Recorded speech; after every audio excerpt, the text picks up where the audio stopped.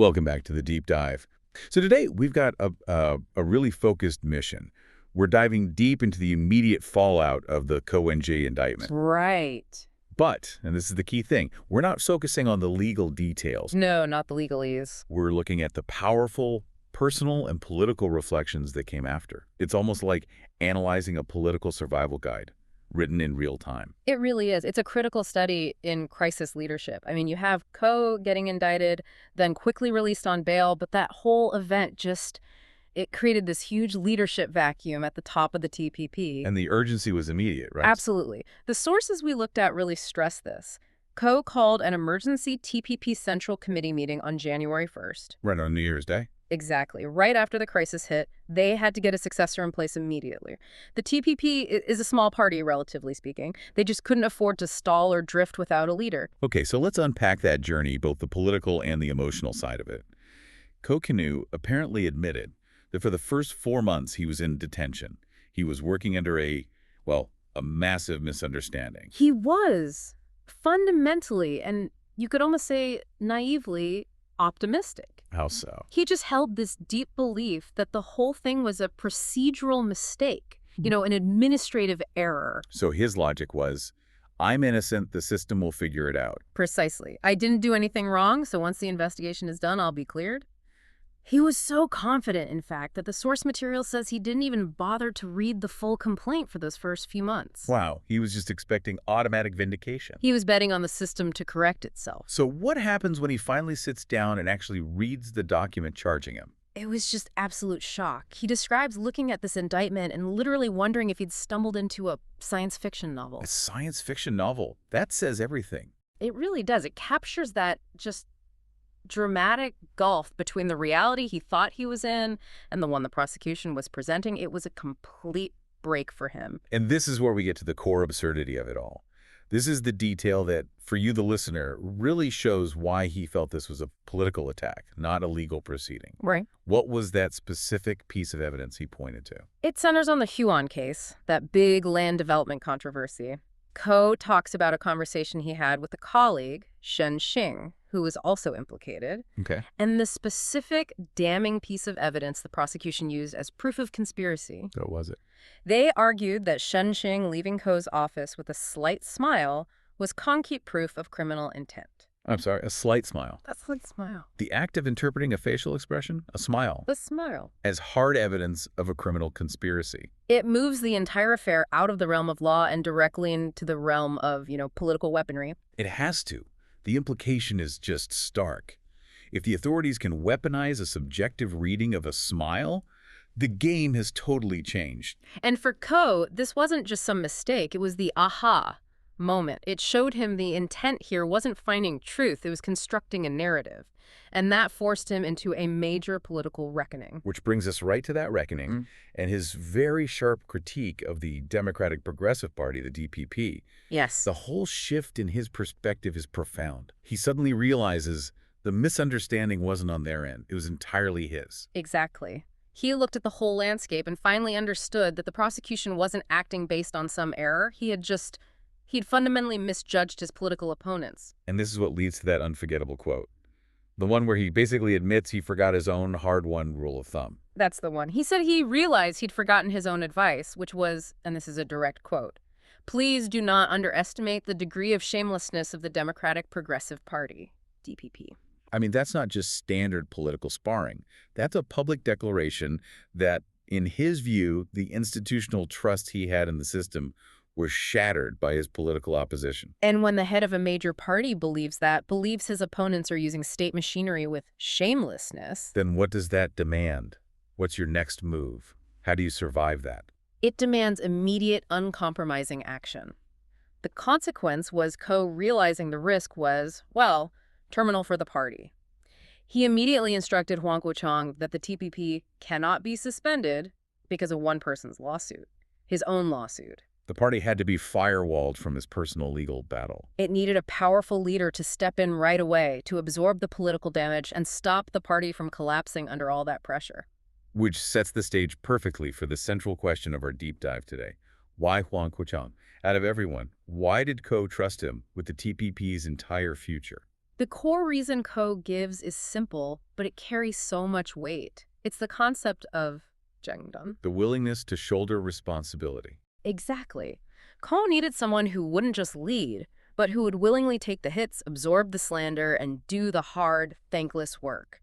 He had this very real, very emotional realization that if Huang hadn't stepped up right then and there, The TBP would have been finished. that's the word he used. Finished. That paints a picture of a party right on the edge of collapse. And Ko then lays out 3 distinct examples, 3 burdens that Huang took on that proved he had this quality of Chengdan. Right, and these 3 burdens really define what Cohn sees as true political courage. The first was accepting just extreme public blame for necessary legislative action. This happened right after Huang got back into the legislature last February. Yes, he went on this aggressive reform push immediately. The parliamentary reform package, anti-lobbying laws, anti-fugitive laws. All highly provocative moves. They were aimed at increasing oversight on the executive branch, which was, of course, controlled by the DPP. And they sparked massive street protests. The DPP's Qingdao Road movement.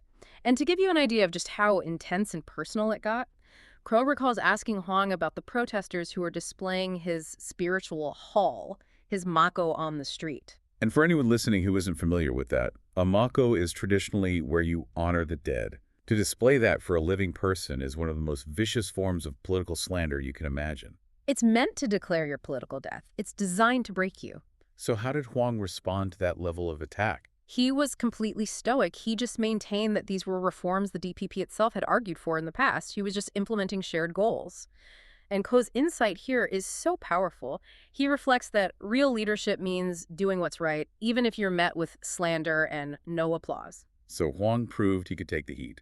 He passed that first test. He did. Okay, so that's the first burden, enduring humiliation for principle. The second one seems to focus more on loyalty during an internal crisis. Yes. Burden 2 was about standing by the team during a financial crisis. This was last August, a huge internal scandal. A hired accountant was found to have adjusted the party's books. Oh, that's a nightmare scenario. A complete nightmare. The media went into a frenzy. There were fears of embezzlement. For a small party whose biggest asset is its credibility, it's life-threatening. The perception alone could kill you, even if you're cleared later. Exactly. And even though audits later showed no money was actually missing, the books were just disorganized, they needed to show unity and apologize publicly, immediately. And this is where Huang's loyalty was tested. It was the ultimate test. A press conference was called, but Huang was in the hospital. He'd just had minor surgery. So he had a completely legitimate excuse to stay home.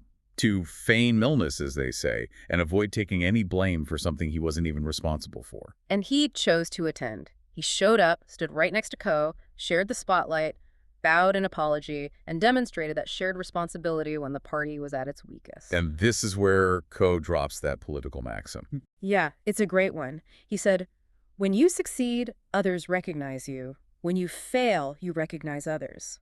Huang showed up when the party was failing. That cemented his character in Ko's eyes. It really does speak volumes about character over self-preservation.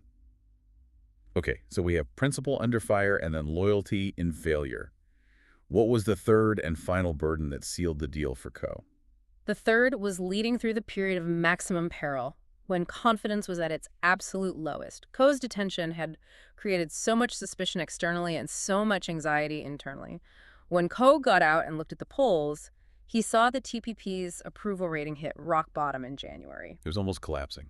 Almost. And at that moment, the party didn't just need a leader. It needed a stabilizer, someone to just keep it moving forward, to keep it visible. And this is where Ko gets a bit philosophical about courage. He does. He said true courage isn't about not being afraid. It's about acknowledging the fear, knowing the fight ahead is perilous, but stepping forward anyway because someone has to. And Huang stepped forward. He did. He took over, ran for party chairman. He engaged in debates. He led those intense legislative fights. He was out at street demonstrations.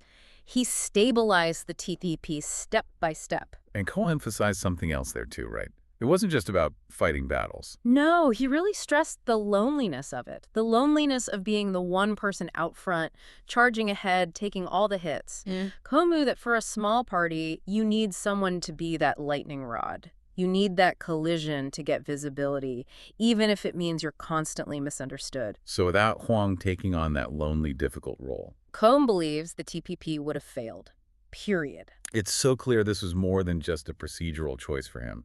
It was Ko finding the one person he believed had the moral and political stamina to survive this kind of institutional attack. It all comes down to one thing in the end for Ko: political integrity. And how does he define that? He says he trusts Huang not just for his toughness, but because he lives by 3 principles. First, he won't sacrifice long-term benefit for short-term gain. Second, he won't sacrifice the majority's interest for a few. And third, and this is the most crucial one, he won't sacrifice the national interest for party interest.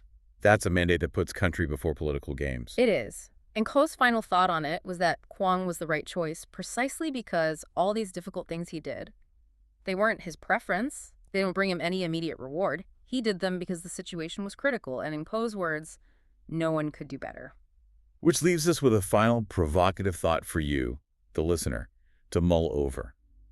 We've traced this whole journey from shock to reckoning, and we've seen the rare qualities Ko was looking for in his successor.